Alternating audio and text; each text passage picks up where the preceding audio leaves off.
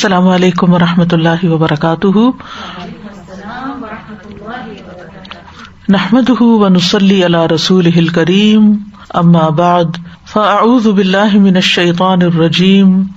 بسم اللہ الرحمن الرحیم. رب اشرح لی صدری ویسر لی امری واحلل عقدۃ من لسانی یفقہوا قولی. امثال القرآن پروگرام کے سلسلے میں آج ہم ناشکری کرنے والوں کی مثال کے بارے میں پڑھیں گے. یہ مثال سورۃ النحل میں آئی ہے. ارشاد باری تعالیٰ ہے، اللہ نے ایک بستی کی مثال بیان کی جو امن والی مطمئن تھی. اس کے پاس اس کا رزق ہر جگہ سے بافراغت آتا تھا، تو اس نے اللہ کی نعمتوں کی ناشکری کی تو اللہ نے اسے بھوک اور خوف کا لباس پہنا دیا، ان اعمال کے بدلے جو وہ کیا کرتے تھے. اس مثال سے پہلے اللہ سبحانہ تعالیٰ اپنے بندوں پر اپنے بہت سے انعامات کا ذکر کرتے ہیں، اور ایک جگہ پر فرماتے ہیں وما بکم من نعمت فمن اللہ. تمہارے پاس جو بھی کوئی نعمت ہے وہ اللہ ہی کی طرف سے ہے.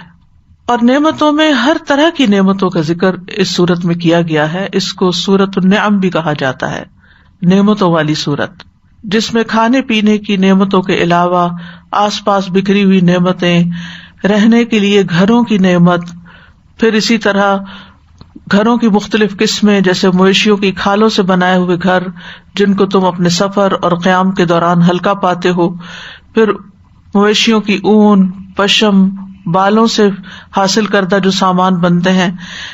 اسی طرح سائے فراہم کرنے کے لیے اللہ تعالیٰ نے پہاڑوں میں جو چھپنے کی جگہ بنائی. پھر اسی طرح مختلف طرح کے لباس کی بات کی گئی. تو سلسلہ انعام یعنی نعمتوں کا سلسلہ مکمل کرنے کے بعد اللہ تعالیٰ فرماتے ہیں یعرفون نعمت اللہ ثم ینکرونها واکثرهم الکافرون.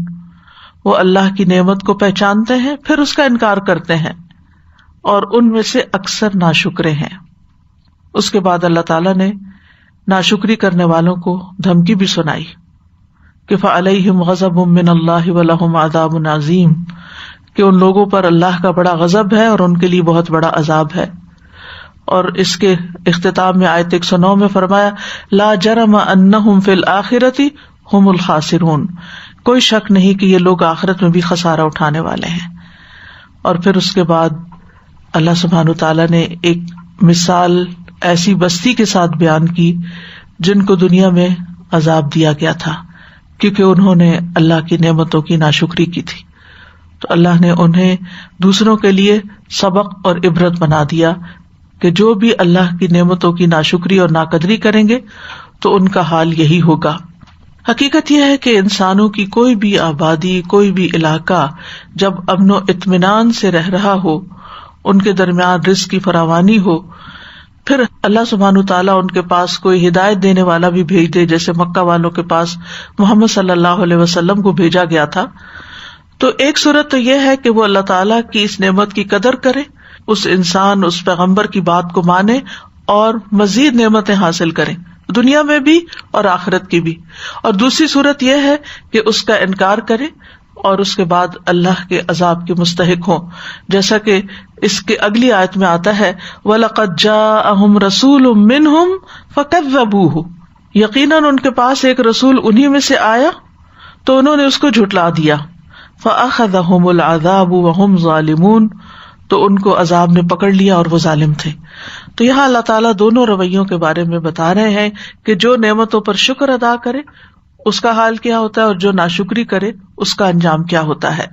تو فرمایا وَضَرَبَ اللَّهُ مَثَلًا قَرْيَةً. ضرب کا لفظ مارنے کے لیے استعمال ہوتا ہے، لیکن اس کی اوریجن یہ ہے کہ یہ ضرب الدراہم سے ہے. یعنی پہلے زمانے میں لوگ سونے چاندی کے ساتھ کاروبار کیا کرتے تھے، یعنی لین دین میں سونا اور چاندی استعمال ہوتا. لیکن پھر کیا کیا لوگوں نے کہ اس کے اندر کھوٹ ڈالنی شروع کر دی. تو پھر اس کا حل یہ نکالا گیا کہ سکے بنائے گئے اور ان کے اوپر مہر لگا دی گئی، اسٹیمپ لگا دی گئی.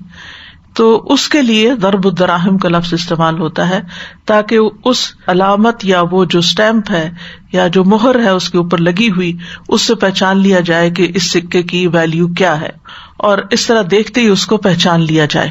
تو اس سے پھر یہ بات آتی ہے کہ کسی مثال کو بیان کرنے کے لیے کہ مثال کو اس طرح چسپاں کیا جائے، اس طرح مارا جائے، اس طرح بیان کیا جائے کہ وہ دل و دماغ پر یعنی اسٹیمپ کی طرح راسخ ہو جائے، یا اس کے اوپر اس کا ایک اثر رہ جائے، یعنی ایک طرح سے مہر لگ جائے.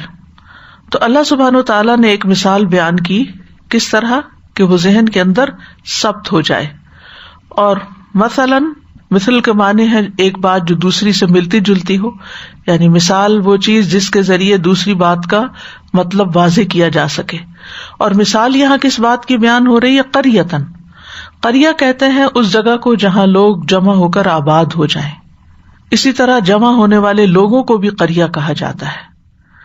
اور یہاں قریہ سے مراد اہل القریہ ہیں، بستی والے، کیونکہ بستی سے مراد بستی والے ہی اصل میں ہوتے ہیں. جیسے آتا نا واسأل القریۃ، بستی سے پوچھ لیجئے، مراد کیا ہے؟ بستی والوں سے پوچھ لیجئے. اور پھر یہ کہ اللہ سبحانہ تعالیٰ نے یہاں ضرب بیان کی ماضی کا صیغہ استعمال کیا ہے. ماضی کا صیغہ عام طور پر اس لیے استعمال ہوتا ہے کہ گویا کہ یہ بات اگرچہ ماضی میں ہو چکی لیکن یہ آج بھی تمہارے حال پر منطبق ہوتی ہے، یعنی ایسا آئندہ بھی ہو سکتا ہے. جیسے اتا امر اللہ، اللہ کا حکم آ گیا، یعنی ماضی میں آ بھی چکا لیکن اب پھر آنے کو ہے اگر تم نے وہی روش اختیار کی. اور یہ بستی ہے کون سی؟ اس کے بارے میں مفسرین کے دو اقوال ہیں. بعض کہتے ہیں کہ اس سے مراد کوئی خاص اور معین بستی نہیں تھی، یہ ہر اس قوم کی مثال ہے جنہوں نے انکار اور ناشکری کے ساتھ اللہ کی نعمتوں کا سامنا کیا. جیسے ماضی میں بھی ہم دیکھتے ہیں کہ جن بستیوں پر عذاب آیا وہ بستیاں بھی اپنے تہذیب و تمدن میں بڑی شان و شوکت والی تھیں. قوم فرعون کو آپ دیکھیں، پھر اسی طرح قوم نوح، قوم صالح، قوم عاد اور سمود کی بستیاں، یہ ساری بستیاں وہ معمولی بستیاں نہیں تھیں، ان کے اندر بہت ترقی تھی، بہت نعمتیں تھیں اور بہت کچھ دنیاوی فائدے اللہ نے ان کے اندر رکھے تھے. قوم سبا کو آپ دیکھ لیجئے، ان کی بستی کیسی تھی. لیکن جب اللہ کے رسول ان کے پاس آئے تو انہوں نے رسولوں کا انکار کیا، تو اللہ سبحانہ وتعالیٰ نے اس انکار کی پاداش میں ان کے اوپر عذاب بھیجا. اور بعض علماء کے نزدیک اس سے مراد مکہ کی بستی ہے، جو ان آیات کے یعنی ان آیات کے نزول کے قریب ہی اللہ تعالیٰ اس کی مثال بیان کر رہے ہیں. لیکن راجح رائے یہی ہے کہ نکرہ کا لفظ استعمال ہوا قریۃً، جس سے مراد کوئی بھی بستی ہو سکتی ہے جو بھی اس طرح کا عمل کرے، یعنی ناشکری کا عمل کرے. کانت آمنۃ مطمئنۃ، وہ بہت امن والی مطمئن بستی تھی، یعنی اس بستی کے لوگوں کے اندر بڑا امن تھا، سکون تھا، اطمینان تھا. اور امن کا معنی ہوتا ہے نفس کے اندر اطمینان کا ہونا، کوئی قلق، بے چینی، بے سکونی نہ ہو، اندر کوئی خلجان نہ ہو. جیسے آتا ہے وَلِتَطْمَئِنَّ بِهِ قُلُوبُكُمْ، کہ تمہارے دلوں کو تسلی حاصل ہو. وَلَٰكِن لِيَطْمَئِنَّ قَلْبِي، لیکن یہ کہ میں دیکھنا چاہتا ہوں کہ میرے دل کے اندر اطمینان ہو. اسی طرح نفس مطمئنہ کا لفظ بھی آتا ہے یا ایتھا النفس المطمئنہ. تو مطلب یہ ہے کہ وہ بہت اطمینان کی اور امن کی زندگی گزار رہے تھے، جس میں کسی قسم کا کوئی خوف نہیں تھا، ہر طرح کا سکون تھا، کوئی بے چینی اور بے قراری نہیں تھی، کوئی چوری ڈاکے نہیں تھے، کوئی کسی کی عزتیں نہیں لوٹتا تھا، اور ہر طرف سے ان کو نعمتیں میسر تھیں. یعنی دشمنوں کے غالب آنے سے بھی سلامت تھے اور ویسے بھی ان کو فارغ البالی تھی، یعنی ہر طرح کی نعمت چونکہ موجود تھی تو ان کے اندر ایک اطمینان تھا کہ ہمارے پاس کھانے کو بھی ہے، رہنے کو بھی ہے، ہمارے سفر بھی آسان ہے. اور اس اعتبار سے اگر ہم دیکھیں تو مکہ کی بستی میں یا مکہ میں یعنی دنیا میں سب سے زیادہ امن و امان پایا جاتا ہے. اللہ سبحانہ تعالیٰ نے خاص طور پر حرم کو امن والا بنایا ہے، جس کا ذکر سورۃ القصص میں آتا ہے. اولم نمکن لہم حرما آمنا، کیا ہم نے انہیں ایک با امن حرم میں جگہ نہیں دی. ایک اور جگہ پر آتا ہے العنکبوت میں اولم یروا انا جعلنا حرما آمنا ویتخطف الناس من حولہم، کیا انہوں نے دیکھا نہیں کہ بے شک ہم نے ایک امن والا حرم بنایا جبکہ لوگ ان کے ارد گرد سے اچک لیے جاتے ہیں، یعنی باقی بستیوں کے اندر وہ امن نہیں ہے. سورۃ قریش میں آتا ہے وآمنہم من خوف، کہ اللہ نے انہیں خوف سے بچا کر امن عطا کیا تھا. سورۃ آل عمران میں آتا ہے وَمَن دَخَلَهُ كَانَ آمِنًا، جو اس میں داخل ہو گیا امن والا ہو گیا. وَإِذْ جَعَلْنَا الْبَيْتَ مَثَابَةً لِلنَّاسِ وَأَمْنًا، جب ہم نے اس گھر کو لوگوں کے لیے بار بار پلٹ کے آنے کی جگہ اور سراسر امن بنایا. تو اس امن اور اطمینان کے بعد، یعنی امن اوور آل بستی کے اندر اور اطمینان قلب، ان دونوں نعمتوں کے بعد یعنی باہر بھی امن اور اندر بھی امن چین. اور کیا تھا ان کے پاس؟ یأتیہا رزقہا رغدا من کل مکان، ان کے پاس ان کا رزق بفراغت کھلا ہر طرف سے آتا تھا. رزق جو ہے وہ عطیہ ہوتا ہے، وہ بخشش ہوتی ہے، چاہے دنیاوی ہو یا اخروی ہو، جو انسان کو نصیب ہوتی ہے. اور خاص طور پر رزق کہا جاتا ہے اس چیز کو جو کھانے سے تعلق رکھتی ہے. اسی طرح علم کو بھی رزق کہا گیا، محبت کو بھی رزق کہا گیا، مال و جاہ، یہ سب چیزیں رزق ہوتی ہیں. اور یہاں رزق سے مراد غذا ہے، یعنی ان کا رزق جو ہے ان کے پاس کھانے پینے کی چیزیں وافر مقدار میں موجود تھی. رغدن، رغد کا لفظ جو ہے اور رغید، اس سے مراد ہوتا ہے پاکیزہ اور وسعت والی زندگی. عیش رغد و رغید. اور ارغد القوم کا مطلب ہے لوگوں کا راحت و آرام میں زندگی بسر کرنا. اور یہاں مراد کیا ہے؟ وسیع اور خوشگوار. یعنی رغد وہ رزق ہوتا ہے جو زیادہ بھی ہو اور خوشگوار بھی ہو. جیسے سورۃ البقرہ میں آتا نا، آدم اور حوا علیہ السلام کو اللہ تعالیٰ نے فرمایا تھا وَكُلَا مِنْهَا رَغَدًا حَيْثُ شِئْتُمَا، دونوں اس میں سے کھاؤ جہاں سے چاہو، یعنی کھلا. اسی طرح ہر چیز جب وسعت سے ملتی ہے، یعنی کوئی روک ٹوک نہیں، کوئی اس کی سپلائی بند نہیں ہوتی، اس کا حصول آسان ہوتا ہے، اس کا خریدنا، اس کی اویلیبلٹی ہوتی ہے، تو اس کے لیے بھی یہی لفظ استعمال ہوتا ہے. اور پھر من کل مکان، ہر طرف سے، چاروں طرف سے. ایک ہوتا ہے کہ لوکلی کوئی چیز پروڈیوس کی جائے، کوئی لوکل فیکٹری سے نکلے یا لوکل زمین پر زراعت میں سے کوئی چیز کھانے پینے کی حاصل ہو. اور ایک ہوتا ہے کہ دنیا کے ہر خطے سے اور ہر علاقے سے نعمتیں اور ہر طرح کے پھل اور کھانے پینے کی اور استعمال کی چیزیں آسانی سے میسر ہوں، یعنی آمد و رفت کے بھی ذرائع ہوں اور ساری نعمتیں خوب آتی ہوں. من کل مکان، اور یہ کثرت کے لیے استعمال ہوا کل کا لفظ جو ہے. اور اس لحاظ سے بھی اگر دیکھیں تو مکہ میں ہر طرف سے پھل آتے تھے. جتنے بھی لوگ حج کے لیے یا عمرے کے لیے سارا سال سفر کرتے تھے، وہ اپنے ساتھ طرح طرح کی غذائیں اور طرح طرح کے پھل لے کر آتے تھے. یعنی یہ ہر دور میں ہوتا رہا. اور یہی وجہ ہے کہ وہاں ہر طرح کی چیزیں، ہر قسم کے مسالہ جات، ہر طرح کے ڈرائی فروٹس، ہر طرح کی استعمال کی چیزیں، یو نیم اٹ. اب بھی یہی حال ہے اور پہلے بھی یہی صورت حال تھی کہ اللہ سبحانہ وتعالیٰ نے ان کو ہر طرح کی نعمتیں دی تھی. جیسے سورۃ القصص میں آتا ہے اولم نمکن لہم حرما آمنا یجبی الیہ ثمرات کل شیء رزقا من لدنا، کیا ہم نے انہیں ایک باامن حرم میں جگہ نہیں دی جس کی طرف ہر چیز کے پھل کھینچ کے لائے جاتے ہیں ہماری طرف سے روزی کے لیے. اور حضرت ابراہیم علیہ السلام نے دعا بھی کی تھی وَإِذْ قَالَ إِبْرَاهِيمُ رَبِّ اجْعَلْ هَٰذَا بَلَدًا آمِنًا وَارْزُقْ أَهْلَهُ مِنَ الثَّمَرَاتِ، کہ اے اللہ اس جگہ کو امن والا بنا دے اور اس کے رہنے والوں کو پھلوں کا رزق دے. اور ایک اور جگہ پر آتا ہے فَاجْعَلْ أَفْئِدَةً مِّنَ النَّاسِ تَهْوِي إِلَيْهِمْ وَارْزُقْهُم مِّنَ الثَّمَرَاتِ، لوگوں کے دل ایسے کر دے کہ ان کی طرف مائل رہیں، یعنی محبت کا رزق بھی ان کو دے اور انہیں پھلوں سے رزق عطا فرما. یعنی روحانی رزق بھی اور جسمانی بھی اور جذباتی بھی، یعنی ہر طرح کی نعمتیں ان کو نصیب ہوں. ان نعمتوں کو پا کر کرنا کیا چاہیے تھا انہیں کہ جب اللہ کے رسول صلی اللہ علیہ وسلم ان کے پاس آئے اللہ کا پیغام لے کر تو وہ ان کی پکار پہ لبیک کہتے، لیکن انہوں نے ناشکری کی، ناقدری کی. پھر آپ صلی اللہ علیہ وسلم نے ان کے لیے بد دعا کی جس کے نتیجے میں انہیں سخت قحط کا سامنا کرنا پڑا. فَكَفَرَتْ بِأَنْعُمِ اللَّهِ، کفر کا لفظی معنی ہوتا ہے کسی چیز کو چھپانا. رات کو بھی عربی میں کافر کہا جاتا ہے کیونکہ وہ چیزوں کو چھپا لیتی ہے. کاشتکار کو بھی کافر اسی لیے کہا جاتا ہے کہ وہ زمین میں بیج ڈالتا ہے.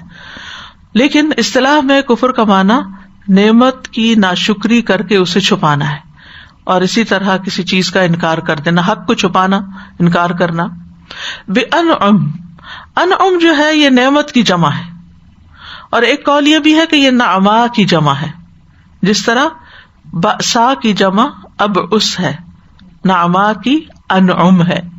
فَكَفَرَتْ بِأَنْعُمِ اللَّهِ، تو انہوں نے نعمتوں کی ناقدری کی، نعمتوں کو چھپا دیا، نعمتوں کی ناشکری کی.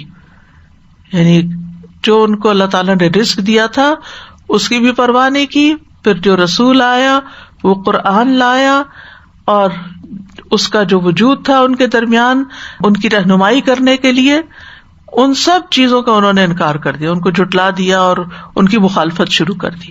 سب سے عظیم نعمت نبی صلی اللہ علیہ وسلم کی آمد کی نعمت تھی، وما ارسلناک الا رحمۃ للعالمین، جو ان کے لیے رحمت کا پیغام بن کر آئے تھے. لیکن انہوں نے کیا کیا؟ نعمت کو کفر میں بدل دیا. جیسے سورۃ ابراہیم میں آتا ہے، الم تر الی الذین بدلوا نعمت اللہ کفرا واحلوا قومہم دار البوار، کیا آپ نے ان لوگوں کی طرف نہیں دیکھا جنہوں نے اللہ کی نعمت کو ناشکری سے بدل دیا اور اپنی قوم کو ہلاکت کے گھر لا اتارا؟ تو وہ کیا تھا؟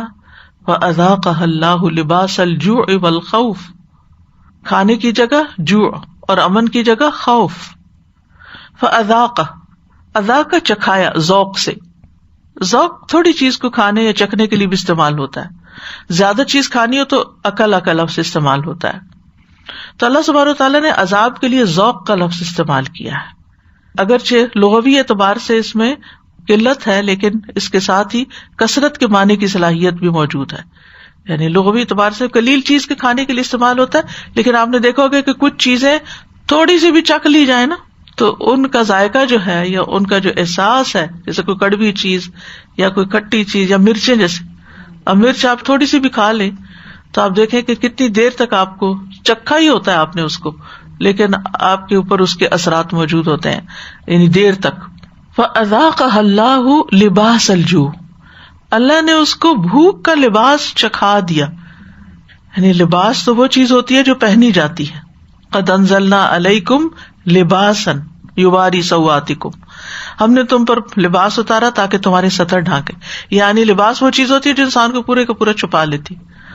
تو یعنی ہر وہ چیز جو انسان کے اوپر پردہ ڈال دے اس کو لباس کہتے ہیں. جیسے میاں بیوی ایک دوسرے کا لباس ہوتے ہیں، ایک دوسرے کے عیبوں کو ڈھانپتے ہیں. لیکن کس چیز کا لباس پہنا دیا ان کو؟ الجوع، بھوک کا. یعنی بھوک ان پہ مسلط کر دی، اوپر سے نیچے تک ان پہ چھا گئی. جیسے لباس اوپر سے نیچے تک انسان پہنتا ہے، ایسے ہی بھوک ان پر چھا گئی. ویسے تو بھوک پیٹ میں لگتی ہے نا، یعنی پیٹ خالی ہوتا ہے اور معدے کو تکلیف پہنچتی ہے، جب وہ اس میں کھانا نہیں رہتا تو بھوک لگ جاتی ہے. لیکن یہ صرف معدے تک نہیں رہی، اللہ نے ان کو لباس پہنا دیا بھوک کا. یعنی ان کی صرف کھانے پینے کی کمی نہیں ہوئی بلکہ بہت ساری چیزیں ان کی زندگی سے ختم ہو گئیں. اور نہ صرف یہ کہ بھوک بلکہ خوف بھی ان کے اندر آ گیا. خوف جو ہے یہ امن کی ضد ہے نا، یعنی اللہ سبحانہ وتعالیٰ نے ان کے امن کو خوف سے بدل دیا. خوف، بندوں سے بھی خوف، چیزوں سے بھی خوف، جگہوں سے بھی خوف، ہر چیز سے خوف، ہر طرف خوف چھا گیا. اذاقہم اللہ، یعنی مزہ چکھا دیا اللہ نے ان کو. لباس یعنی اس چادر کا، اس پردے کا، اس پوری کیفیت کا جو اس نے ان کو ڈھانپ لیا تھا، کسی چیز کو متاثر کیے بغیر نہیں چھوڑا. اور یہ بستی والوں کی ناشکری کی وجہ سے ہوا کہ ان کا امن اور رزق چھین لیا گیا. امن اور رزق تو جو بھی قوم، اگرچہ کہتے ہیں کہ مکہ کی بستی کی طرف اشارہ ہے، لیکن حقیقت یہ ہے کہ جو بھی بستی اور جو بھی قوم اور جو بھی علاقہ اور جو بھی گھرانہ ناشکری کا رویہ اختیار کرتا ہے تو اللہ سبحانہ وتعالیٰ اس سے امن و اطمینان اور اس کا رزق چھین لیتے ہیں. پھر اس میں آپ دیکھیے کہ اگر اس سے مراد مکہ لیا جائے، یعنی وہ ایک ایگزامپلری بستی جس میں سب سے زیادہ امن ہے، اور پھر کس طرح خوف ان پہ آیا، تو اس کو لے کے پھر اس کو تعبیر خاص اگر اس کی یہ لی جائے، اور تعبیر عام کیا ہے، یعنی عام تفسیر کیا ہے کہ پھر کسی بھی بستی پر اس کا اطلاق ہو سکتا ہے، دنیا کے کسی بھی ملک پر. تو مکہ میں کیا ہوا تھا، کس واقعے کی طرف اشارہ ہے اس میں؟ اس قحط کی طرف جو انہیں پہنچا تھا کہ کہتے ہیں کہ انہوں نے اونٹ کی جو روئی سی ہوتی ہے نا وہ خون میں بھگو کے وہ کھاتے تھے، یعنی کھانے کی کوئی چیز نہیں ملتی تھی۔ عبداللہ بن مسعود بیان کرتے ہیں کہ نبی صلی اللہ علیہ وسلم نے جب کفار قریش کی سرکشی دیکھی تو آپ نے بد دعا کی، اے اللہ ان پر 7 برس کا قحط نازل فرما، جیسا قحط تو نے یوسف علیہ السلام کے دور میں بھیجا تھا۔ تو ایسا قحط بڑھا کہ ہر چیز تباہ ہو گئی، لوگ چمڑا اور مردار تک کھا گئے۔ بھوک کی شدت کا یہ عالم تھا کہ آسمان کی طرف نظر اٹھائی جاتی تو دھوئیں کی طرح معلوم ہوتا۔ آخر مجبور ہو کر ابو سفیان رسول اللہ صلی اللہ علیہ وسلم کی خدمت میں حاضر ہوئے اور عرض کی، اے محمد صلی اللہ علیہ وسلم، آپ لوگوں کو اللہ کی اطاعت اور صلہ رحمی کا حکم دیتے ہیں، اب تو آپ کی قوم برباد ہو رہی ہے، اس لیے آپ اللہ سے ان کے حق میں دعا کیجیے۔ تو بہرحال نبی صلی اللہ علیہ وسلم کی دعا سے پھر یہ قحط دور ہو گیا۔ اور خوف کس چیز کا تھا؟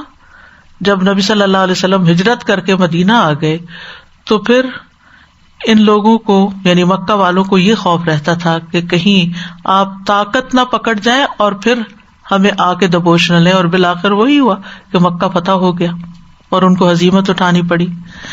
اور یہ سب کچھ کیوں ہوا؟ بما کانوا یصنعون، ان بدعمالیوں کی وجہ سے، اس کفر کی وجہ سے، ناشکری کی وجہ سے جو وہ خود اپنے آپ پر کیا کرتے تھے۔ وما ظلمهم اللہ ولکن کانوا انفسهم یظلمون، اللہ نے ان پہ ظلم نہیں کیا تھا، وہ خود اپنے آپ پر ظلم کرتے تھے۔ وَلَقَدْ جَاءَهُمْ رَسُولٌ مِّنْهُمْ فَكَذَّبُوهُ وَأَخَذَهُمُ الْعَذَابُ وَهُمْ ظَالِمُونَ۔ یہ اس کے نیکسٹ آیت میں اس بات کو مکمل کیا جا رہا ہے کہ ان کے پاس رسول آیا تھا جو انہی میں سے تھا، تو انہوں نے اس کو جھٹلا دیا تو اللہ نے ان کو عذاب میں پکڑ لیا، وہ خود ہی ظالم تھے۔ تو بستیوں میں امن تبھی قائم رہتے ہیں جب وہ اللہ کے داعی کی دعوت کو قبول کر لیں، اللہ کی اطاعت کرے، اللہ کی نافرمانیوں سے بچے، اور اگر وہ نہیں بچتے تو پھر اگلے مرحلے پر قوم کو ہلاک کر دیا جاتا ہے۔ فَأَخَذَهُمُ الْعَذَابُ وَهُمْ ظَالِمُونَ، یعنی پھر الٹیمیٹ عذاب بھی آ جاتا ہے جسے پہلی بستیوں پر آیا۔ لیکن مکہ تو فتح ہو گیا تھا تو لوگوں کی اکثریت نے اسلام قبول کر لیا تھا۔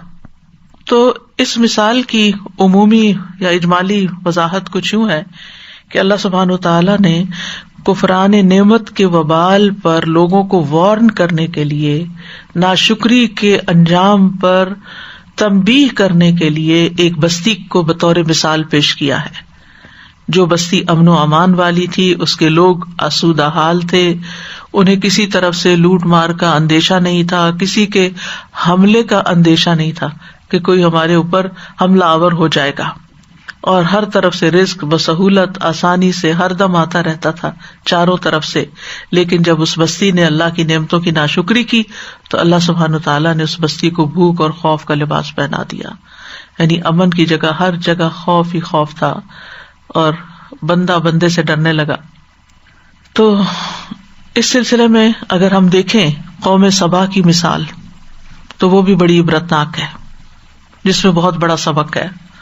لقد کان لسبأ فی مسکنہم آیہ، بلا شبہ سبا کے لیے ان کے رہنے کی جگہ میں ایک نشانی تھی۔ کیا نشانی؟ جنتان، 2 باغ تھے، عن یمین و شمال، دائیں اور بائیں، یعنی جس طرف نظر اٹھاتے تھے باغ ہی باغ تھے۔ مفسرین کہتے ہیں کہ ان باغوں میں اتنا عمدہ پھل تھا کہ اگر کوئی شخص فروٹ پکنگ کے لیے باغوں میں جاتا تو اس کو پھل توڑنے نہیں پڑتے تھے، وہ اپنے پیچھے باسکٹ لگا لیتا اور پکے پھل خود بخود گرنا شروع ہو جاتے تھے اس کے چلنے کے ساتھ ساتھ۔ یعنی عمدہ پھل اور پھر فراوانی اس کی اور سہولت سے آسانی سے ملنا اس کا۔ کہا کیا گیا ان کو؟ کلوا من رزق ربکم، اپنے رب کے رزق میں سے کھاؤ پیو، واشکروا لہ، لیکن شکر ادا کرو۔ یعنی تم سے کس چیز کا تقاضا ہے کہ یہ ساری نعمتیں استعمال کرو، تمہارے لیے پیدا کی اللہ نے، لیکن تمہیں شکر ادا کرنا ہوگا، ایکنالج کرنا ہوگا، اللہ کی مرضی پہ چلنا ہوگا۔ بلدۃ طیبۃ ورب غفور، پاکیزہ شہر، عمدہ شہر، آئیڈیل، مثالی، اور رب بھی بڑا بخشنے والا، یعنی چھوٹی موٹی غلطیوں کو معاف کرنے والا۔ کہتے کہ ابتدا میں یہ لوگ اہل کتاب تھے اور دین پر تھے، تو اللہ نے بھی ان پر خوب انعامات کیے۔ پھر کچھ عرصے کے بعد جو اگلی جنریشن آئی فاردو، انہوں نے کیا کیا؟ اپنے دین کو چھوڑ دیا، اعراض کیا، یعنی انہوں نے ان نعمتوں کو فار گرانٹیڈ لیا کہ بس مل رہی ہے نا، یہ تو ایک نیچرل پروسیس ہے ان ساری چیزوں کے اگنے کا. اور اریگیشن کا سسٹم بھی ان کا بڑا اچھا تھا، ان کے پاس بند تھا. مفسرین کہتے ہیں کہ اللہ سبحانہ وتعالیٰ نے ایسے چوہے مسلط کر دیے جنہوں نے بند کو اندر سے کھوکھلا کر دیا، یعنی اس کی مٹی ہٹا دی اور پھر بند ٹوٹ گیا. فَأَرْسَلْنَا عَلَيْهِمْ سَيْلَ الْعَرِمِ، تو ہم نے ان کو بند کا سیلاب بھیجا. یعنی وہ بند انہوں نے اس لیے باندھا ہوا تھا کہ پانی کو روک لیتے تھے سارا سال، پھر اس سے اریگیشن کرتے تھے.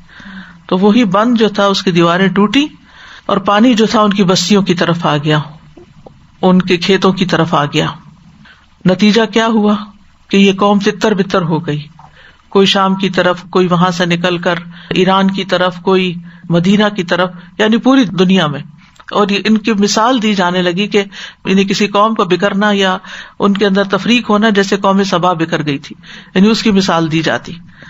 اور ہم نے انہیں ان کے 2 باغوں کے بدلے 2 اور باغ دیے جو بد مزہ پھلوں اور جھاؤ کے درختوں اور کچھ تھوڑی سی بیریوں والے تھے. یہ انجام ہوا ان کی ناشکری کا. ذالک جزیناہم بما کفروا، یہ بدلہ دیا ہم نے ان کو ان کے کفر کی بدولت. وَهَلْ نُجَازِي إِلَّا الْكَفُورَ، اور ہم یہ بدلہ اسی کو دیتے ہیں جو بہت ناشکر ہو، کفور ہو، کافر کی جگہ کفور فعول کے وزن پر. تو اس آیت میں ہمارے لیے سیکھنے کا بہت بڑا سبق ہے، بحیثیت ایک فرد کے بھی اور بحیثیت ایک قوم کے بھی. جب ایک انسان گناہ کرتا ہے، ناشکری کرتا ہے، تو وہ اپنی ذاتی زندگی میں اس کا وبال دیکھتا ہے. اور جب ایک قوم بحیثیت مجموعی ناشکری کرتی ہے تو پھر قومی اعتبار سے مشکلات آتی ہیں. حضرت علی کہتے ہیں کہ کبھی ایسا نہیں ہوا کہ کسی نے کوئی گناہ کیا ہو اور وہ پھر اس کی وجہ سے مشکل میں نہ پڑا، اور وہ مشکل توبہ کرنے سے ہی آسان ہوئی. یعنی جب کوئی مصیبت آئے تو کثرت سے توبہ کی جائے، اللہ کی طرف پلٹا جائے تو مشکل حل ہو جاتی ہے. دیکھا جائے تو شکر کیا ہے؟ شکر جو ہے وہ اللہ تعالیٰ کی نعمتوں کا اعتراف ہے. سب سے پہلے یہ دل میں پیدا ہوتا ہے، پھر الفاظ کی صورت میں زبان پہ آ جاتا ہے، پھر انسان کے عمل میں آ جاتا ہے. اللہ تعالیٰ نے انسان کو بہترین جسم دیا، بہترین دماغ دیا، بہترین صلاحیتیں دی، زمین آسمان کی چیزوں کو اس کی خدمت میں لگا دیا. دنیا کو بسانے کے لیے، آباد کرنے کے لیے جن وسائل کی ضرورت تھی وہ سارے وسائل اللہ نے عطا کیے، کچھ زمین کے اندر، کچھ زمین کے اوپر، کچھ سمندروں میں، جن کو کام میں لا کر انسان نے تہذیبی اور تمدنی ترقی کی اور ان نعمتوں میں مزید اضافہ ہوا. یعنی جو انسان میچور ہوتا گیا اور پھر جو علم بڑھتا گیا اور تجربہ بڑھتا گیا تو نعمتوں میں بھی اضافہ ہوتا گیا. آج ہمیں جو نعمتیں حاصل ہیں گرمی سردی کے بچاؤ کے لیے، کیا آج سے 200 سال پہلے کے لوگوں کو اسی زمین پر یہ سب کچھ میسر تھا؟ ہرگز نہیں، اور کہیں بھی پوری دنیا میں. اور دن بدن جو نعمتیں اللہ تعالیٰ دیتا چلا جا رہا ہے وافر مقدار میں، تو یہ اللہ سبحانہ وتعالیٰ کے دیے ہوئے رزق ہی کے استعمال سے انسان حاصل کر رہا ہے. اب ہر لمحہ ہم کسی نہ کسی نعمت سے فائدہ اٹھا رہے ہوتے ہیں، ہر لمحہ. آنکھیں ایک نعمت ہے، کان نعمت ہے، زبان نعمت ہے، عافیت جو ہے وہ ایک بہت بڑی نعمت ہے، صحت نعمت ہے. لیکن کیا ہم ہر لمحہ شکر گزار بھی ہوتے؟ نہیں ہوتے. یعنی اگر ایک طرف نعمتوں کو رکھا جائے اور اس کے مقابلے میں شکر کی کیفیت کو رکھا جائے تو وہ اس کے مقابلے میں بہت نیچے ہے. ہم نعمت استعمال کیے جاتے بغیر احساس کے کہ یہ نعمت ہے، نعمت کو نعمت بھی نہیں سمجھتے. تو سب سے پہلا تو شکر کا لیول یہ ہے کہ انسان نعمت کو نعمت سمجھے، اس کا اعتراف کرے اور پھر یہ سمجھے کہ یہ اللہ نے مجھے دیا ہے. تو بات یہ ہے کہ شکر جو ہے وہ عبادت کی ایک قسم ہے، اور شکر کا تعلق انسان کے پورے وجود سے ہوتا ہے اور اس کی پوری شخصیت میں وہ ڈھلکتا ہے. اور پھر انسان کے اندر یعنی جب وہ اعتراف آتا ہے زبان سے تو الحمدللہ کہتا ہے، لیکن پھر اس کا دل اللہ کی محبت میں ایسے بھر جاتا ہے کہ وہ اپنا مال اللہ کے راستے میں دینے لگتا ہے. وَيُطْعِمُونَ الطَّعَامَ عَلَىٰ حُبِّهِ مِسْكِينًا وَيَتِيمًا وَأَسِيرًا. یہ محبت کے جذبے کے تحت ہی ہوتا ہے. اسی طرح وہ اپنا وقت اللہ کے راستے میں لگاتا ہے, شوق سے عبادت کرتا ہے, اللہ تعالیٰ کے احکامات کو مد نظر رکھتا ہے کہ اچھا جس منعم نے یہ سب کچھ دیا تو اس کا مجھ پہ کیا حق ہے, کیا کرنا چاہیے مجھے. یعنی اس کی پوری شخصیت بدل جاتی. جیسے کل بھی بات ہوئی تھی نا کہ ایک سلبی شخصیت ہوتی ہے, ناشکری, نیگیٹو, اور ایک ایجابی ہوتی ہے, پازیٹو, کہ جس میں انسان انسانوں کی بھی قدر کرتا ہے اور انسانوں کے پیدا کرنے والے رب کی بھی قدر کرتا ہے اور اس کی ساری نعمتوں کو اکنالج کرتا ہے, ان کو مانتا ہے. تو اس لیے ہمیں اپنی زندگی میں ہر نعمت پر شکر کو مختلف طریقوں سے کرتے رہنا چاہیے, اور نعمتوں کو قائم رکھنے کا ذریعہ بھی شکر ہی ہے. ورنہ انسان کسی بھی جگہ اللہ کی پکڑ سے محفوظ نہیں ہے. آپ دیکھیں اگر پورے گلوب کا جائزہ لینا تو کچھ علاقے ایسے ہیں جو شدید گرم ہیں, کچھ ایسے جو شدید ٹھنڈے ہیں, کچھ ایسے جو 6 مہینے اندھیرا رہتا ہے اور 6 مہینے سورج رہتا ہے, کچھ ایسے ہیں کہ جہاں پر صحرا ہی صحرا ہے, بارشیں نہیں ہوتی, کچھ ایسے ہیں کہ جہاں پر انسان رہ ہی نہیں سکتا. جیسے اب یہ قوم سبا کی بستی والا علاقہ ہے, دوبارہ کبھی کو نہیں بسا. اسی طرح قوم عاد کا علاقہ, سمود کی بستیاں, قوم لوط کا علاقہ, کوئی نہیں بسا. پھر اسی طرح یہ ہے کہ کہیں پر بھی انسان کو مکمل تحفظ نہیں سوائے اس کے کہ اللہ کی حفاظت میں ہو. کچھ علاقے ایسے ہیں جہاں مسلسل زلزلے آتے ہیں اور بڑے بڑے زلزلے آتے ہیں. اگر انسان وہاں سے ٹریول کر کے کہیں اور جانا چاہے تو وہاں سیلاب آتے ہیں, کہیں ہریکینز آتے ہیں, کہیں کچھ ہے کہیں کچھ ہے. انسان کی زندگی خطرات سے خالی نہیں ہے, لیکن اگر انسان شکر گزار رہے تو جہاں بھی ہے امن میں ہے. اور یاد رکھیے امن اور سلامتی اللہ کی نعمتوں میں سے بہت بڑی نعمت ہے جس کی ہمیں قدر کرنی چاہیے. ورنہ ہمارے پاؤں کے نیچے جو زمین ہے نا, اس کے اندر اتنا لاوا کھول رہا ہے کہ وہ اگر کسی بھی جگہ سے پھٹ نکلے تو ہم میں سے کوئی نہ بچے. تو یہ اللہ تعالیٰ نے ہی ہمیں امن اور اطمینان کی نعمت عطا کی ہے. اور پھر یہ بات بھی یاد رکھیے کہ ایمان والوں کو یہ نعمت زیادہ نصیب ہوتی ہے, یعنی امن اور اطمینان کی. سورۃ الانعام میں آتا ہے فَأَيُّ الْفَرِيقَيْنِ أَحَقُّ بِالْأَمْنِ إِن كُنتُمْ تَعْلَمُونَ. دونوں گروہوں میں سے امن کا زیادہ حقدار کون ہے اگر تم جانتے ہو. کون ہے؟ الذین آمنوا ولم يلبسوا ایمانہم بظلم. وہ جو ایمان لائے اور اپنے ایمان کو ظلم سے آلودہ نہیں کیا, شرک سے. اولئک لہم الامن وہم مہتدون. ایسے ہی لوگوں کے لیے امن ہے اور وہ ہدایت یافتہ ہے. مومن کو اللہ کی حفاظت کا یقین ہوتا ہے, اس لیے پرسکون رہتا ہے. وہ اللہ پہ توکل کرتا ہے, ہر معاملے میں اللہ کی طرف رجوع کرتا ہے. کوئی بیماری ہو اللہ سے دعائیں کرتا ہے, کھانے پینے کو نہیں تو اللہ سے مانگتا ہے. تو اللہ سبحانہ تعالیٰ کا انسان کی زندگی میں ہونا یہ انسان کے لیے امن اور اطمینان کا سبب ہوتا ہے کہ میرا کوئی ہے جو مشکل میں میرے کام آئے گا. وہ اللہ کو اپنا سہارا سمجھتے ہیں.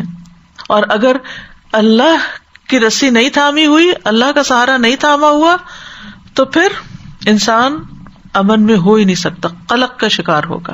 اور پھر یہ کہ اللہ سبحانہ و تعالیٰ اپنے محبوب بندوں کو عذاب نہیں دیتا, بلکہ ان پر جو تکلیف آتی ہے وہ آزمائش ہوتی ہے ان کے لیے, تاکہ ان کے درجات کی بلندی ہو. شکر ادا کرنے کے لیے بہت ضروری ہے کہ جب بھی کسی نعمت کا احساس ہو تو فقط ہی اس بات کا احساس ہو کہ مجھے میرے رب نے دی ہے.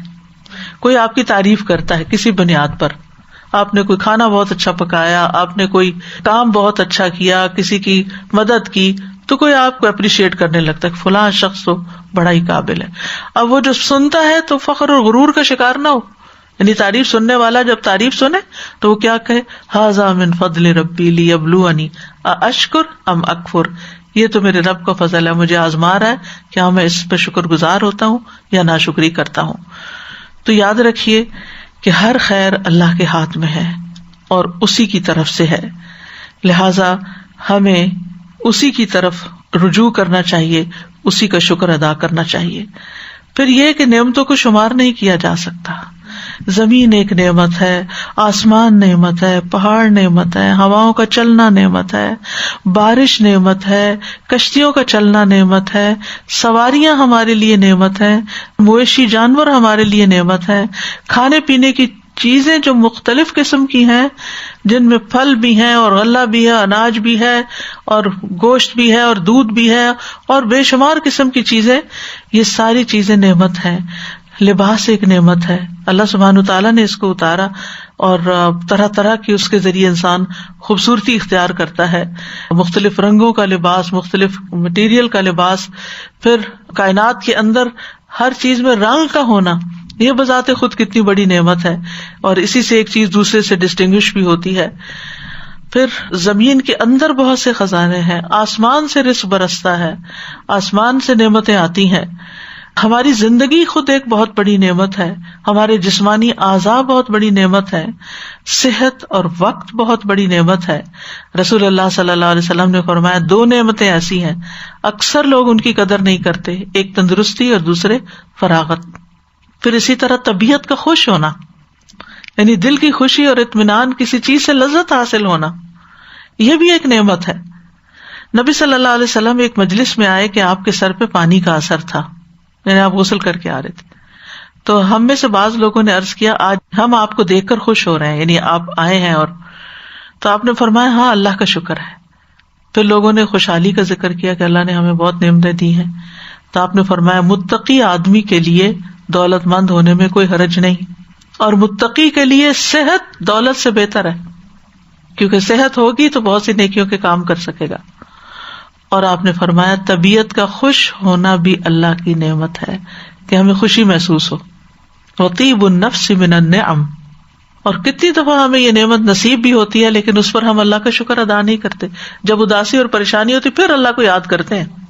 پھر آپس کی محبت اور الفت جو بندوں کے درمیان ہے وہ بھی ایک نعمت ہے، یعنی والدین کو اولاد سے محبت جو ہوتی، یعنی دل میں پیار ٹھاٹھے مار رہا ہوتا ہے، اسی طرح دوستوں سے محبت، رشتہ داروں سے محبت، انسانوں سے جو پیٹس ہم نے رکھے ہوئے ہوتے ہیں، باغوں کو دیکھ کے خوشی کا ہونا، یہ ساری چیزیں نعمت ہیں۔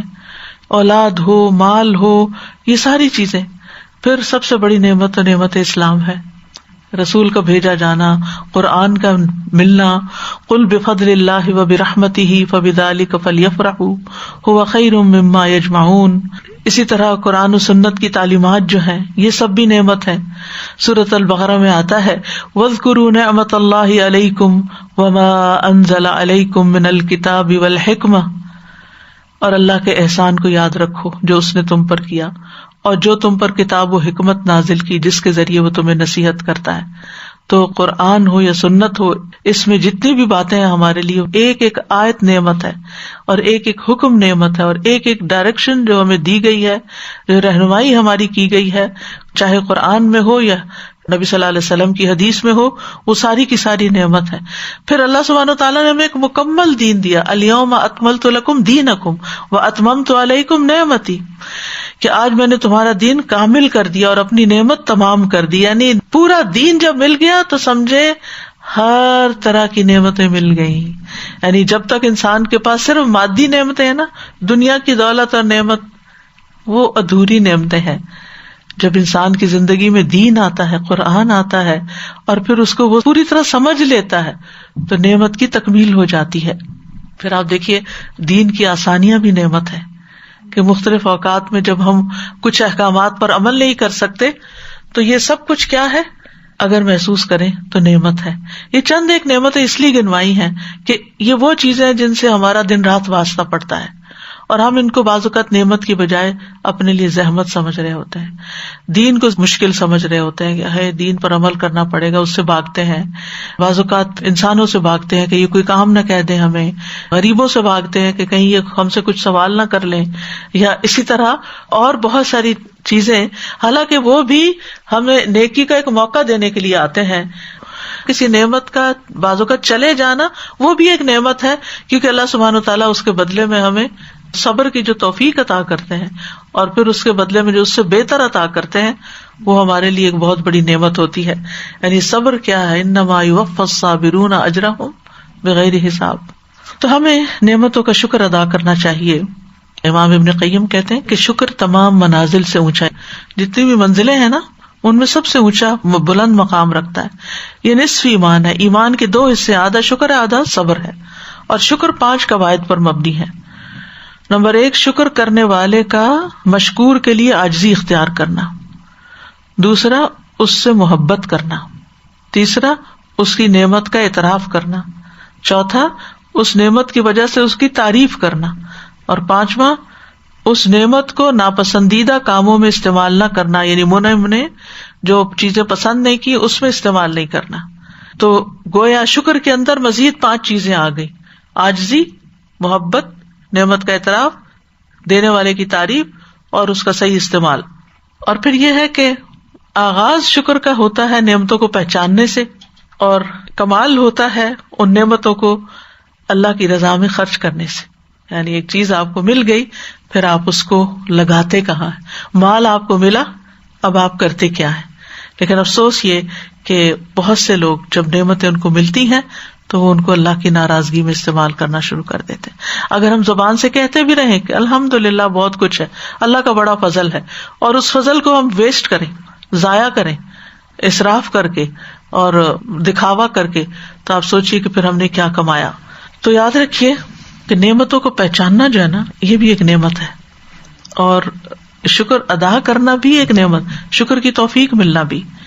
اور یہ بھی ہے کہ صرف کھانے پینے کی چیزیں ہی نعمتیں نہیں، جو کہ ہر وقت ہم دیکھتے ہیں۔ ابو درداء کہتے ہیں جو خود پر اللہ کی نعمت کو نہیں پہچانتا مگر صرف کھانے پینے میں، تو اس کا علم کم ہو گیا۔ یعنی اگر وہ سمجھتا ہے کہ کھانا پینا ہی نعمت ہے تو پھر علم نہیں ہے اس کے پاس، اور اس کے عذاب کا وقت آ گیا، یعنی اب آئے گی اس پر آزمائش۔ تو اگر ہم چاہتے ہیں کہ اللہ کی رحمتیں رہیں اور فضل میں مزید اضافہ ہوتا رہے، تو پھر ہر طرح کی نعمتوں کی قدر کرنی چاہیے، جیسا کہ انبیاء علیہ السلام ہے۔ کل سورۃ بنی اسرائیل جب میں سن رہی تھی تراویح میں، تو اس میں نوح علیہ السلام کے بارے میں آیا کہ انہ کان عبدا شکورا۔ تو غور کیا میں نے کہ ان کی زندگی میں کیا تھا ان کی زندگی میں، سوچیے ذرا آپ، کتنی ٹف لائف تھی۔ سبحان اللہ، یعنی قوم نے 950 سال کی محنت کا کیا جواب دیا کہ چند لوگوں کے سوا کوئی ان کے ساتھ نہیں گیا کشتی میں۔ کشتی بنانے کا مذاق اڑاتے تھے، اور ان کی ہر تعلیم کا اور ہر چیز، یعنی انہوں نے ایک مشقت دیکھی اور ایک طویل مشقت دیکھی، لیکن اللہ سبحانہ وتعالیٰ ان کو کیا فرما رہے، کھانا عبدن شکورا۔ یعنی ہم یہ سمجھتے ہیں کہ شکور صرف وہی ہو سکتا ہے جس کے پاس نعمتوں کے انبار ہو اور ہر طرف فراوانی اور اس زندگی میں کوئی مشکل نہ ہو، تو اس کو شکر ادا کرنا چاہیے، اور وہی شکور ہو سکتا ہے۔ لیکن نوح علیہ السلام کی مثال تو ایک بالکل مختلف مثال ہے۔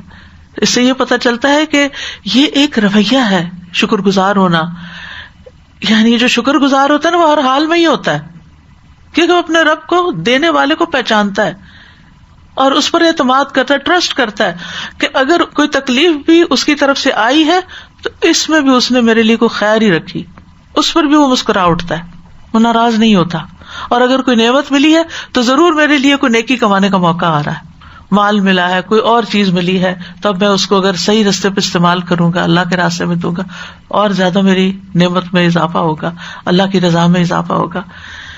پھر اسی طرح دوسری طرف سلیمان علیہ السلام کی مثال ہے، تو ان کے لیے ہر چیز مسخر کر دی گئی تھی، پرندوں کی بولی وہ سمجھتے، جن ان کے آگے مسخر تھے، ہوائیں مسخر تھی، اتنا کچھ، اور طرح طرح کے پرندے اور جانور اور کیا کچھ۔ تو انہوں نے اس کو کیا سمجھا، آزمائش، لیبلونی اشکر ام اکفر، یہ سب مجھے اللہ نے اس لیے دیا ہے کہ مجھے آزما کے دیکھے کہ میں شکر کرتا ہوں یا ناشکری کرتا ہوں۔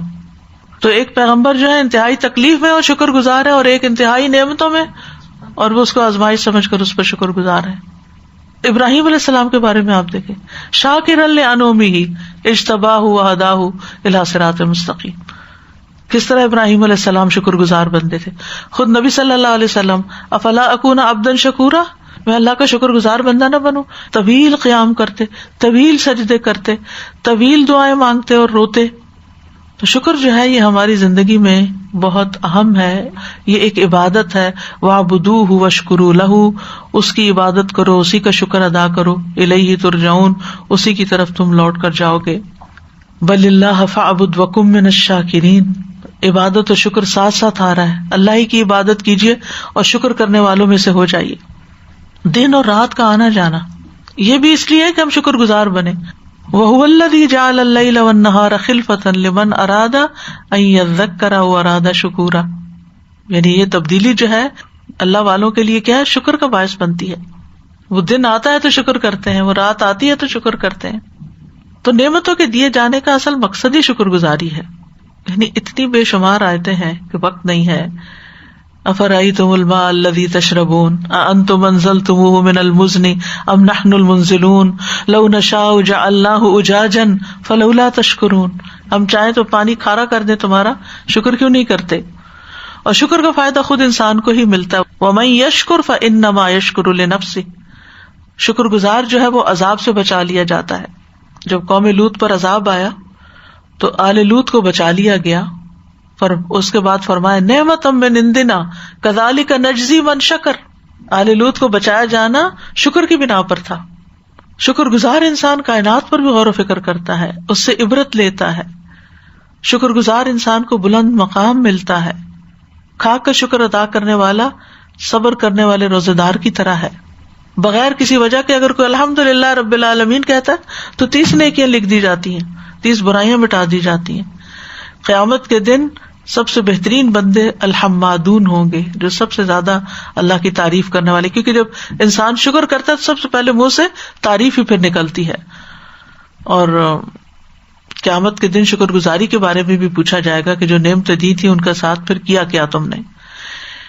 لیکن مشکل یہ ہے کہ ہمارے لیے سب سے بڑی رکاوٹ ہی شیطان نے یہ ڈالی ہوئی ہے کہ ہم شکر گزار نہ بنے. اس نے جب قسم کھائی تھی انسانوں کو بہکانے کی تو کہا تھا کہ وَلَا تَجِدُ أَكْثَرَهُمْ شَاكِرِينَ.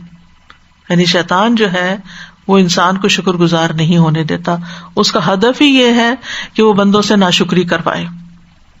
اور ناشکری کس طرح کرواتے؟ جیسے مال ہے تو فضول خرچی کروا کے, کیونکہ وہ خود ناشکرا ہے تو انسان کو بھی وہ ناشکرا ہی بناتا ہے.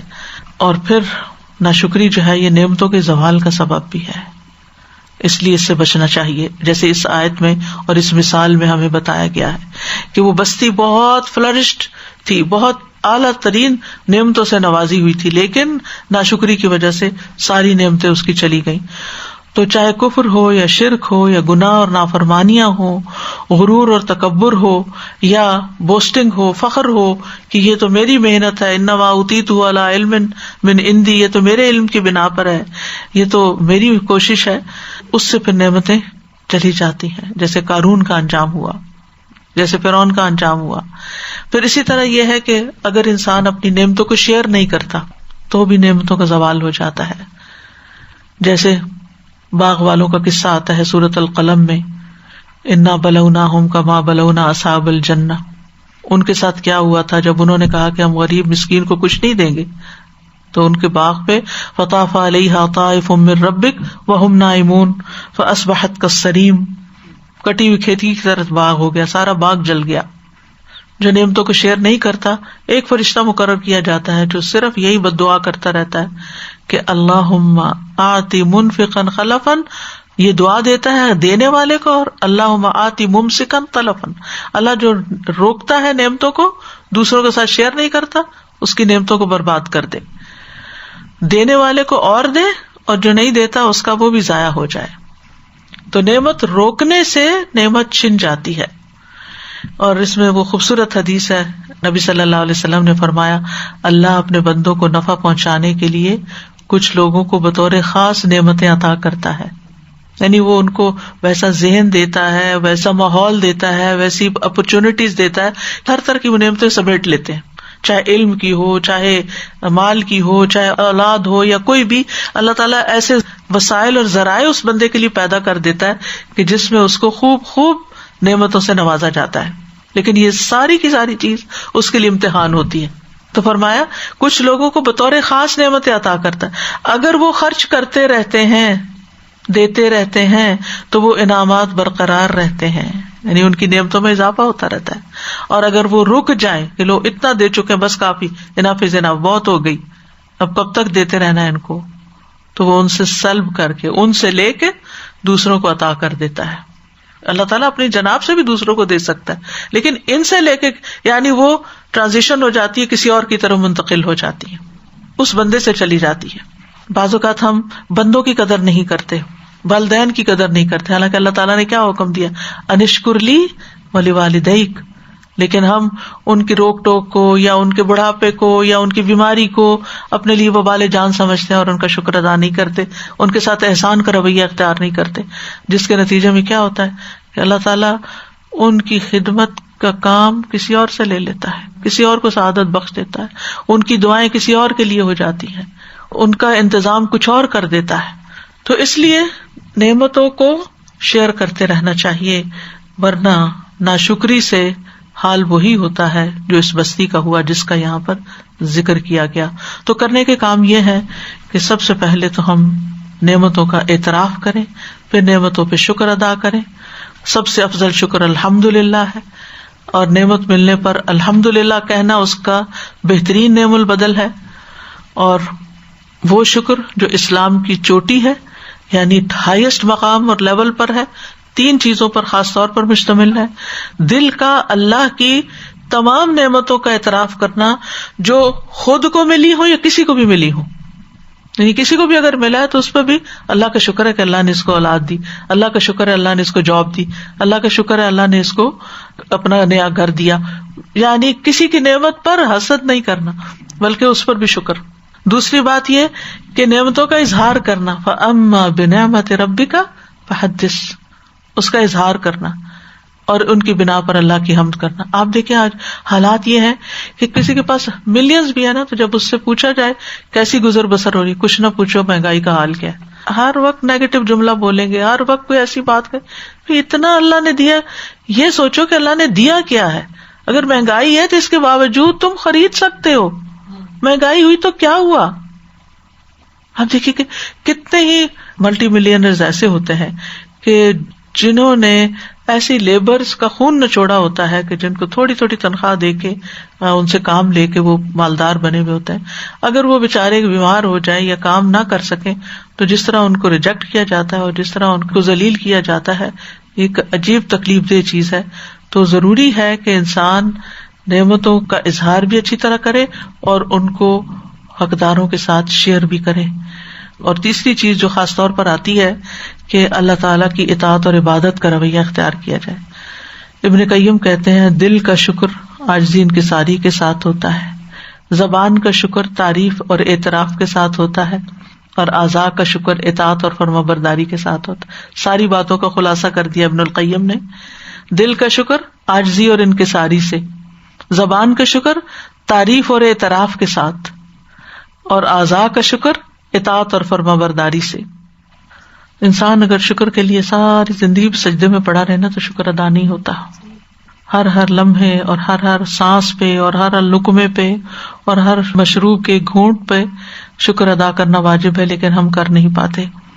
آنکھ، کان، دل، دماغ، سارے اعضاء، کسی ایک عضو کو چھوٹی سی کوئی تکلیف ہوتی ہے تو ہم بیکار ہو جاتے ہیں.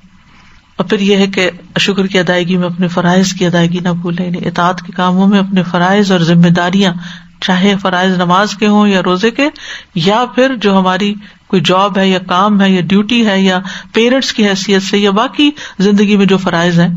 اور پھر یہ کہ بندوں کے بھی شکر گزار ہوں، اللہ کے شکر گزار ہونے کے ساتھ ساتھ ایک ماحول پیدا کرے شکر گزاری کا کہ ہر شخص دوسرے کے لیے گریٹفل ہو. اگر بچے بھی کوئی اچھا کام کر کے لاتے ہیں، کوئی خدمت کرتے ہیں، تو ان کی بھی شکر گزاری کی جائے. نبی صلی اللہ علیہ وسلم نے فرمایا جو لوگوں کا شکریہ ادا نہیں کرتا وہ اللہ کا بھی نہیں کرتا. اللہ کے انعامات اور احسانات کو بیان کرنا شکر ہے اور اس کو چھوڑنا ناشکری ہے. اس سے یہ ترغیب کی حدیث ہے. پھر اسی طرح یہ ہے کہ نعمتوں کا ذکر کرنا جو ہے یہ شکر گزاری ہے، لیکن نعمتوں پر فخر کرنا جو ہے، تکبر کا اظہار کرنا، یہ ناشکری ہے. جو آتا ہے نا اما بنعمت ربک فحدث، تو اگر انسان ذکر کرتا ہے کہ اللہ کا شکر ہے، اللہ نے یہ بھی دیا ہے، اللہ نے وہ بھی دیا ہے، سارا اللہ ہی کا فضل ہے، اور اللہ کی طرف انسان منسوب کرتا رہتا ہے، اور فخر کرنے والا اللہ کی طرف منسوب کرنے کی بجائے اپنی طرف منسوب کرتا ہے اور ساتھ لوگوں کے سر پہ چڑھتا ہے.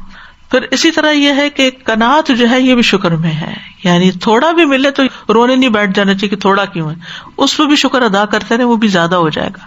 اور شکر کے لیے زبان سے اللہ کا ذکر بھی کرتے رہیں. اللہ سے دعائیں بھی مانگتے رہیں. تو اللہ سبحانہ وتعالی ہم سب کو شکر کی نعمت عطا کرے، ہم شکر گزار بندے بنائے. رب اجعلنی لک شکارا لک ذکارا لک رہابا لک مطواعا الیک مخبتا اواہا منیبا رب تقبل توبتی واغسل حوبتی. اللہ سبحانہ وتعالی ہمیں اپنا بہترین شکر ادا کرنے کی توفیق عطا فرمائے اور ہمیں اطمینان قلب نصیب کرے، ہمارے ماحول اور معاشرے کے اندر امن عطا فرمائے. اللہ تعالیٰ اس بیماری کو دور کر دے. اللہ تعالیٰ اس سارے خوف کو دور کر کے ہمیں شکر گزار بنا کے ہمارے اوپر نعمتوں کو عام فرما دے. الحمد للہ عدد ما خلق والحمد للہ ملء ما خلق والحمد للہ عدد ما فی السماوات والارض والحمد للہ ملء ما فی السماوات والارض والحمد للہ عدد ما احصى کتابہ والحمد للہ ملء ما احصى کتابہ والحمد للہ عدد کل شیء والحمد للہ ملء کل شیء. رب اوزعنی ان اشکر نعمتک التی انعمت علی وعلی والدی وان اعمل صالحا ترضاہ وادخلنی برحمتک فی عبادک الصالحین. اللہم اعنی علی ذکرک وشکرک وحسن عبادتک. اللہم اجعلنا شاکرین لنعمک مثنین بہا قائلین بہا واتممها علینا. اللہ ہمیں اپنی نعمتوں کا شکر گزار بنا، اس کی تعریف کرنے والا بنا، اس کا قائل بنا دے اور ان نعمتوں کو ہم پہ مکمل کر دے. اے اللہ تو ہمیں توفیق عطا کر کے ہم ہر حال میں تیرا شکر ادا کریں اور نعمتوں کے زوال سے تو ہمیں بچانا. اللہم انی اعوذ بک من زوال نعمتک وتحول عافیتک وفجاءۃ نقمتک وجمیع سخطک. اللہم انی اسألک النعیم المقیم الذی لا یحول ولا یزول. اللہم انی اسألک النعیم یوم العیلہ. یا رب العالمین تو ہم سب کو ہر نعمت پر شکر ادا کرنے کی توفیق دے. اللہ ہم نعمتوں کا اقرار کرتے ہیں اور اپنے گناہوں کا بھی اقرار کرتے ہیں. فاغفر لی فإنہ لا یغفر الذنوب الا انت. ربنا تقبل منا انک انت السمیع العلیم وتب علینا انک انت التواب الرحیم.